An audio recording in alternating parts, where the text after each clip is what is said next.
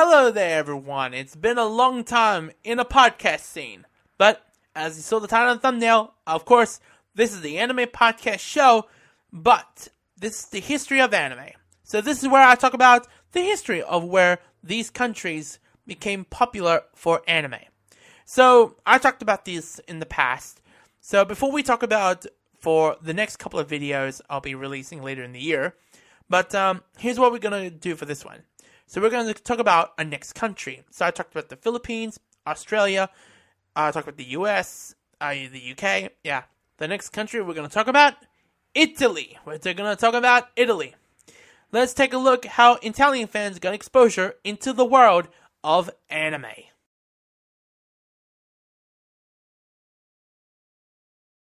As an introduction into anime to the Italian territory, with two robot shows, UFO Robot Greganza and Gold Orak. Gold Orak aired on RAI and immediately hooked a generation of kids.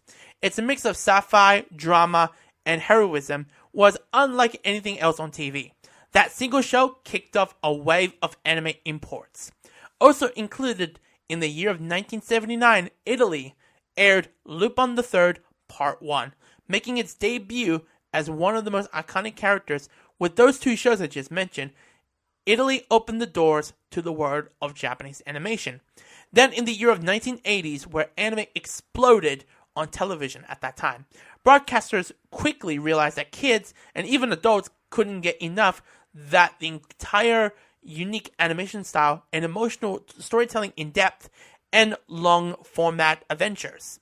Like, give an example with Gundam, Lupin Part 2 and 3, Cyborg 009, Doraemon, Cat's Eye, Fist of the North Star, and Dragon Ball.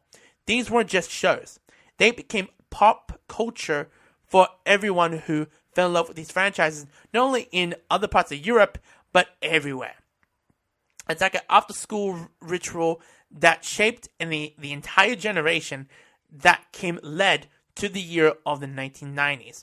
That the era became a true boom for everything, everywhere in the world. So two series in particular at the time was dominated in the decade at the time were Sailor Moon and City Hunter.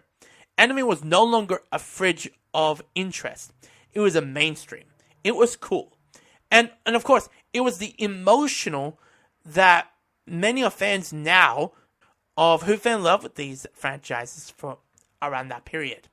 Then the 2000s kicked off with massive, wide franchises that led to the country where fell in love with these franchises, such as Pokemon, Detective Conan, Yu-Gi-Oh!, Naruto, Shaman King, Hunter x Hunter, One Piece, Bakugan, etc. These series brought anime into classrooms and family living rooms. It wasn't just something you watched, it was something you lived. Then it came around into the 2010s. And with it, a new era has begun. Not only was airing on TV or go to the movie theaters, but now it's on your television by streaming. Streaming on demand, that's insane. So, and of course, in this demand, you can watch uncensored, you can watch it in Japanese, you can watch it not only in English, you can watch it in those other languages, like German, you can watch it in Italian, whatever. But thanks to those platforms like Netflix, Crunchyroll, and Prime Video, Amazon, fans could finally experience anime the way it was meant to be shown, and what they want. And now Italian fans are watching, like, give an example, like Attack on Titan, My Hero, Jujutsu Kaisen, Demon Slayer, etc. And all in real time, right, alongside fans in Japan and across the world. So, honestly, before I finish up here, it's crazy to think about how far anime has came into various countries, not only in the English countries, but in other places like South America and parts of Europe. It's just everywhere.